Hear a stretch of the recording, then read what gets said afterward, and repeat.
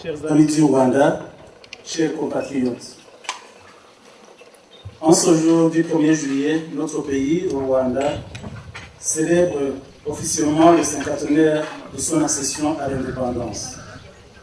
Cette date est pour les Rwandaises et les Rwandais une journée de réflexion sur l'histoire de la nation rwandaise en la replaçant dans son contexte historique, en apprenant à tirer les leçons du passé pour mieux comprendre le présent et prévoir l'avenir au service exclusif du peuple rwandais.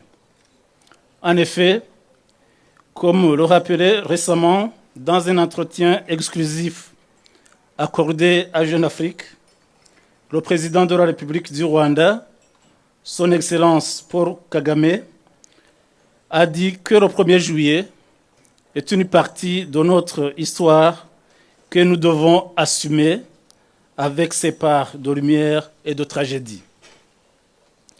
En outre, pour des raisons évidentes, le 1er juillet est fusionné avec notre date plus proche qui marque chaque 4 juillet l'anniversaire de la libération du Rwanda des forces génocidaires qui ont causé plus d'1 million de victimes, des innocents Tutsis emportés par le génocide d'avril à juillet 1994.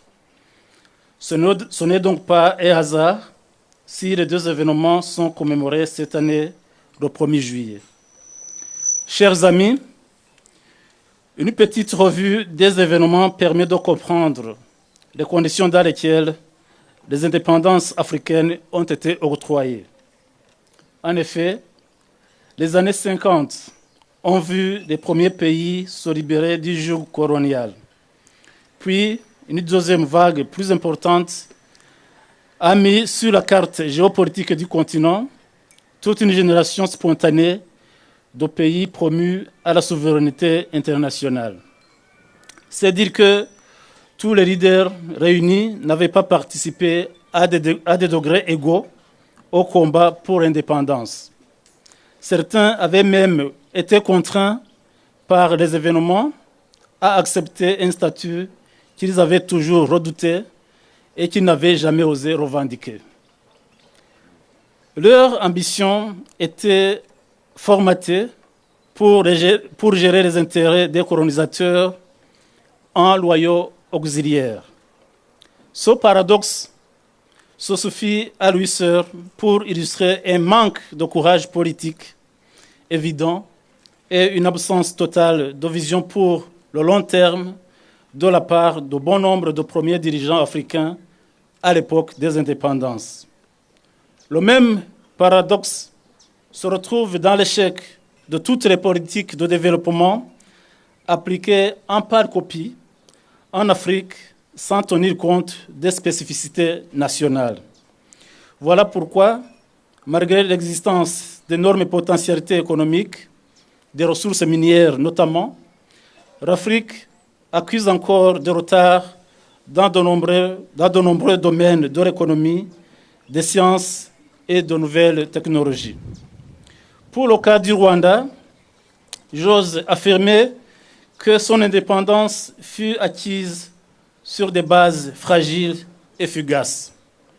En effet, à l'instar des manifestations et des révoltes de novembre 1959, qui ont abouti à des massacres des Tutsis, les premiers à caractère génocidaire, qui provoquèrent au départ un exil de plus de 300 000 personnes, l'accession du Rwanda à l'indépendance s'est effectuée après des années d'injustice sociale, de tensions et de discrimination aiguës qui se sont produites durant 3 années avant. Les années qui ont suivi l'indépendance ne furent pas plus délectables au peuple rwandais. En effet, cette période fut marquée par de nombreuses exactions, des discriminations permanentes et une flambée de violence soutenue par un système politique brutal qui a révélé toute son inhumanité. Paradoxalement, le Rwanda indépendant était plus préoccupé à la préparation du génocide des Tutsis que de s'engager sur les questions de développement et d'unité nationale. Bref, s'agissant de l'indépendance du Rwanda, on peut dire tout simplement que le Rwanda a connu le passage de l'autorité coloniale à un régime ethnocentriste qui a conduit au génocide 32 ans plus tard. Comme je l'ai souligné plus haut, le 4 juillet 1994 marque la fin du génocide perpétré contre les Tutsis et la libération du Rwanda, mettant fin à un régime génocidaire qui a caractérisé la période post-coloniale. Cette libération marque la vraie indépendance du Rwanda. En effet, le Rwanda libre, indépendant et digne ne peut être mieux que celui que nous construisons depuis 1994. Un Rwanda débarrassé de toute forme de discrimination sociale, où les Rwandaises et les Rwandais sont unis par le cœur et par l'esprit dans la voie du développement pour le même destin national. Chers amis, 18 ans après, le peuple rwandais est plus que jamais debout, déterminé à conjurer la parenthèse du génocide, transformant sa douleur contenue en dynamique de production dans tous les sens pour relever le défi du développement en créant chaque jour un peu plus les conditions d'une nouvelle espérance. Ce réveil en force du peuple des mille collines est à tout point de vue fascinant aux yeux de tous les observateurs du monde. La Banque mondiale et le Fonds monétaire international n'ont cessé depuis plus de 10 ans d'accorder les notes d'excellence au Rwanda concernant à la fois sa bonne gouvernance, l'efficacité des investissements, la maîtrise de l'inflation et de la dette, sans oublier les extraordinaires résultats obtenus dans la lutte contre la corruption, mais également dans le combat de l'égalité entre hommes et femmes. Le Rwanda est également cité souvent en exemple pour sa protection de l'environnement par notamment l'interdiction des sacs en plastique, pour sa réussite dans la réconciliation nationale, pour sa politique éducative et pour sa politique de santé qui couvre l'ensemble du territoire national et rend accessibles les soins aux populations. Si le Rwanda a pu en peu de temps réaliser de telles performances, c'est bien entendu grâce avant tout à un leadership soudé, patriotique et déterminé qui préside aux destinées du pays, à la tête de laquelle se trouve un leader en la personne du président de la République, son Excellence Paul Kagame, qui incarne au plus haut niveau un modèle de droiture et d'éthique, ainsi qu'un modèle de bonne gouvernance.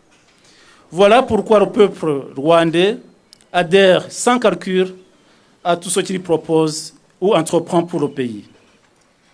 Pour l'Afrique, le Rwanda donne le grand exemple qui montre que le continent ne se développera que grâce à la volonté de ses filles et fils, ainsi que des leaders capables d'insuffler une nouvelle dynamique dans la marche de la libération vers une véritable indépendance. À l'Afrique également, l'exemple du Rwanda lance une lueur d'espoir pour un continent prospère, libre et qui offre des opportunités à chacun. Chers amis, avant de terminer mon allocution, je voudrais souligner à quel point je me réjouis de bonnes relations que le Rwanda et le Sénégal entretiennent depuis l'ouverture de l'ambassade du Rwanda au Sénégal par le biais d'une diplomatie dynamique et d'une coopération fructueuse. Mon souhait est de matérialiser cette diplomatie en l'orientant davantage vers une diplomatie plus économique. Dans cette optique, les échanges commerciaux en vue entre les femmes et les hommes d'affaires sénégalais et rwandais revigoreront nos relations et feront profiter nos populations respectives. Le Rwanda est pleinement conscient que la coopération sud-sud pourra aider les pays africains à se développer et à acquérir une indépendance véritable. Chers amis, Je vous remercie de votre aimable attention.